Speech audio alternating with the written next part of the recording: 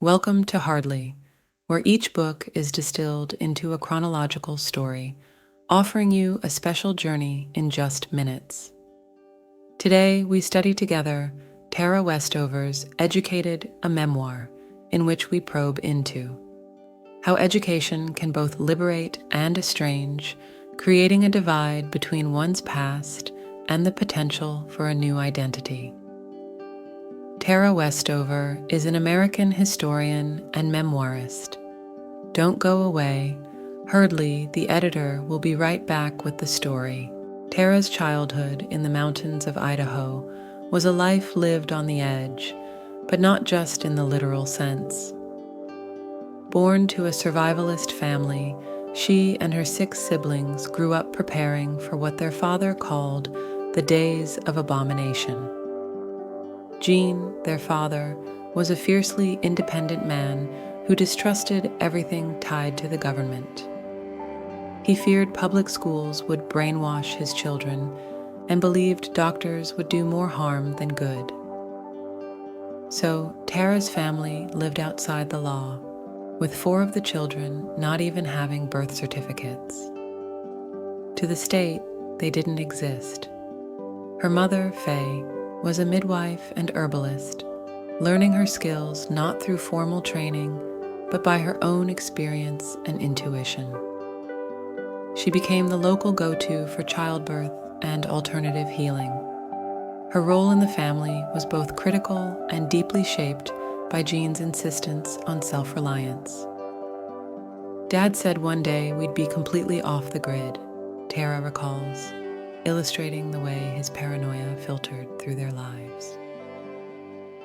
Faye, although more gentle, fell into his orbit, accepting his leadership even when it made her uncomfortable.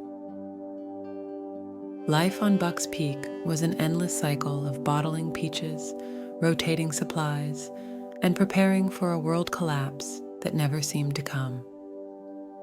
Tara's family's distrust in the outside world was so complete that by the time she was 7, she'd never set foot in a school or seen a doctor. In one poignant scene, she remembers the school bus rolling by without stopping, the sense of other children having lives she could only imagine. Yet the danger wasn't just the external threats her father warned them about. It came from within the family. One of her brothers, Sean, was prone to violent outbursts, and Tara became a frequent target of his cruelty. The violence she endured was normalized by the silence surrounding it. Her family never talked about what happened. She was trapped in a cycle of fear, loyalty, and the belief that she had nowhere else to go.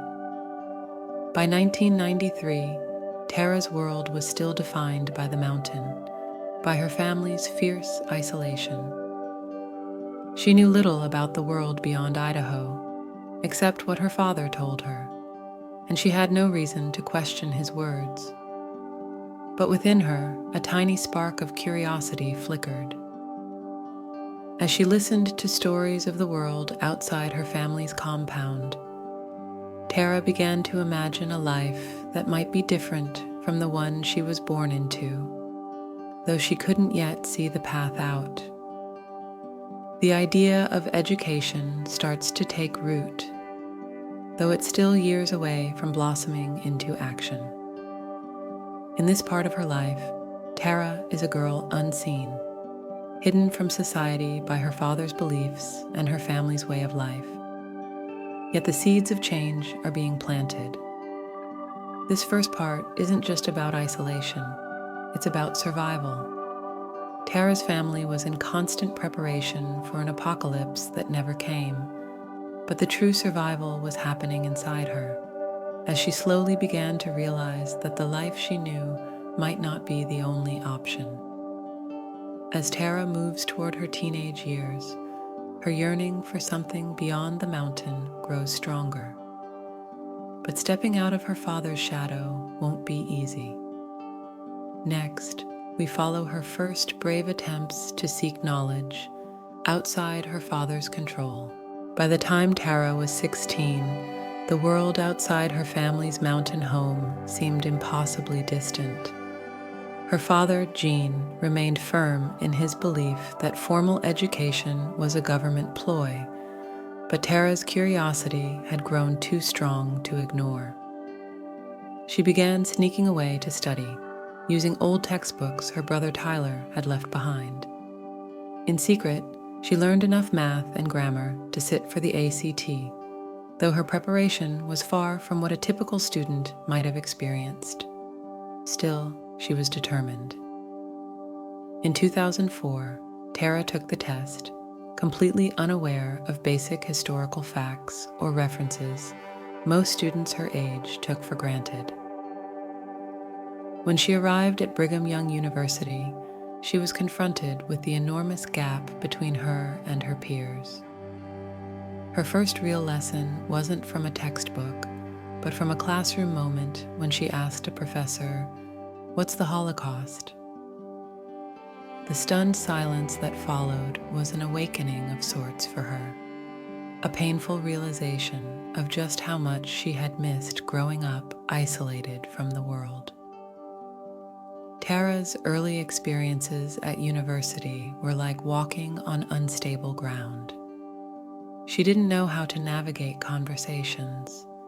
She had never heard of things like feminism, and her worldview was still heavily shaped by her father's teachings. But despite her discomfort, something inside her pushed forward.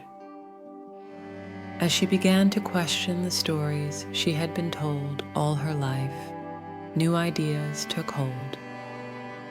Everything I had worked for, all my studying, had been to get me to that moment, Tara reflects.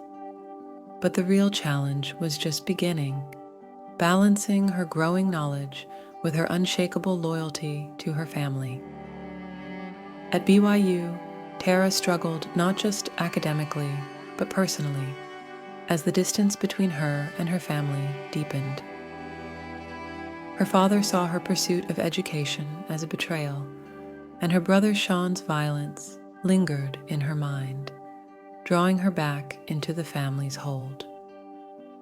It was as if each new idea she encountered pulled her in two directions, toward the promise of a different future and back into the safety of the life she had always known. In 2008, Tara earned a fellowship to study at Cambridge University, an unimaginable achievement for the girl who had once never set foot in a classroom. There, under the guidance of a mentor, she began to see the power of her own mind and the importance of her journey. Yet with every step forward, she felt the tension pulling her back to Idaho, to a family that didn't recognize the person she was becoming. This part of Tara's story highlights the transformative, yet deeply painful, nature of education. Her struggle wasn't just about acquiring knowledge. It was about reconciling that knowledge with her past, her family, and the person she had been raised to be. Learning was a double-edged sword. It gave her wings, but also severed ties. As Tara's academic achievements grow, so too does the conflict within her. The next chapter in her life is about making an impossible choice between the family she loves and the independence she's fought so hard to earn. Her journey toward freedom is about to begin. Tara's journey from the mountains of Idaho to the halls of Cambridge and Harvard was not just a story of academic success, but a painful process of breaking away from her past. By the time she arrived at Cambridge in 2008, she was grappling with the profound gap between the person she was becoming and the life her family still expected her to lead.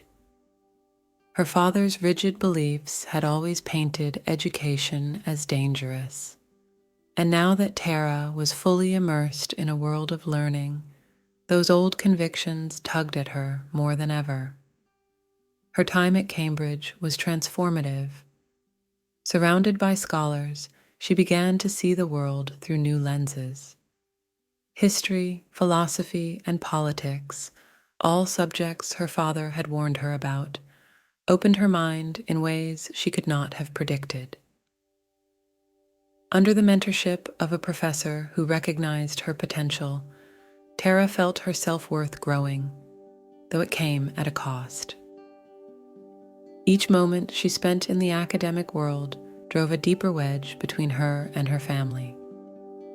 "I wanted to love and honor them," she writes, "but I felt as if I were disappearing, vanishing into a different person, someone they wouldn't understand." When she returned to Idaho during school breaks, the tension was unbearable.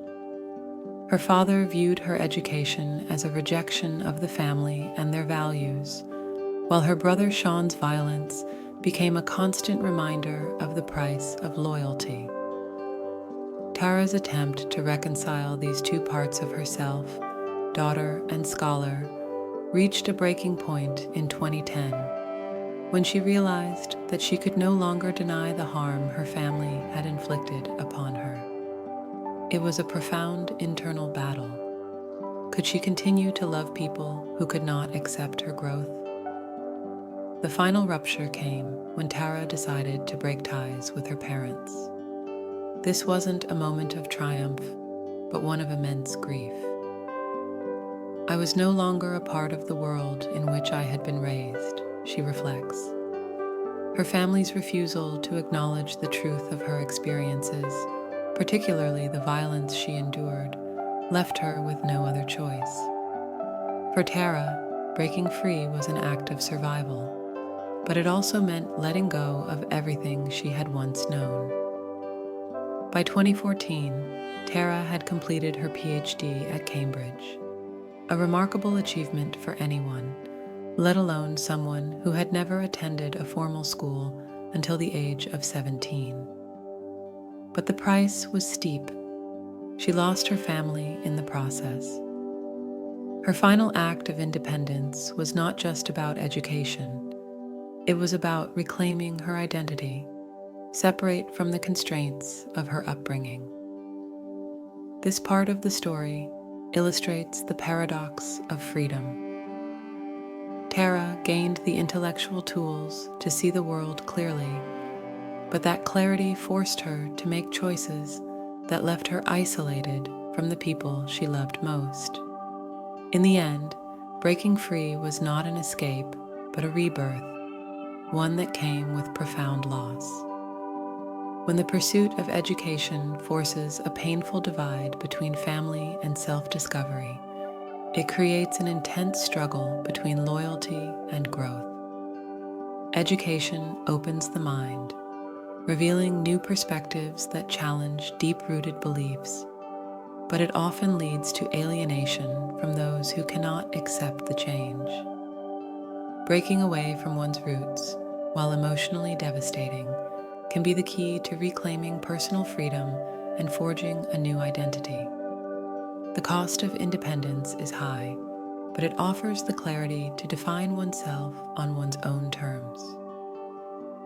As the editor of Hardly, by understanding the complexities of Tara's journey, we can glimpse a future where self-discovery often demands the courage to abandon what we thought defined us, even when it means walking alone. The key argument explored throughout Tara's journey is how education can both liberate and estrange, creating a divide between one's past and the potential for a new identity.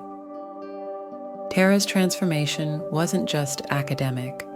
It was a profound emotional and personal upheaval, where the cost of freedom was her connection to her family. One striking story that encapsulates this is when Tara returns home for a family wedding after years of living abroad. She is no longer the girl her family remembers, and the dissonance between them is palpable. Her father insists she is under the influence of Satan because of her education. This moment crystallizes the stark contrast between the person she has become and the version of herself they want her to remain. Standing there, surrounded by people who once knew her best, Tara realizes that I would never again be the child who had grown up on the mountain, sheltered from the world. The physical distance between them mirrors the emotional chasm that had grown, a rift that can no longer be bridged. In breaking free from her family's grip, Tara gained clarity about the kind of person she wanted to be. The price of her newfound knowledge was steep, but it also allowed her to create a life of her own, even if it meant losing the world she had once known. Tara's story serves as a reminder that true growth often involves painful sacrifices. It challenges us to reflect on what we might have to leave behind to truly understand ourselves and chart our own paths.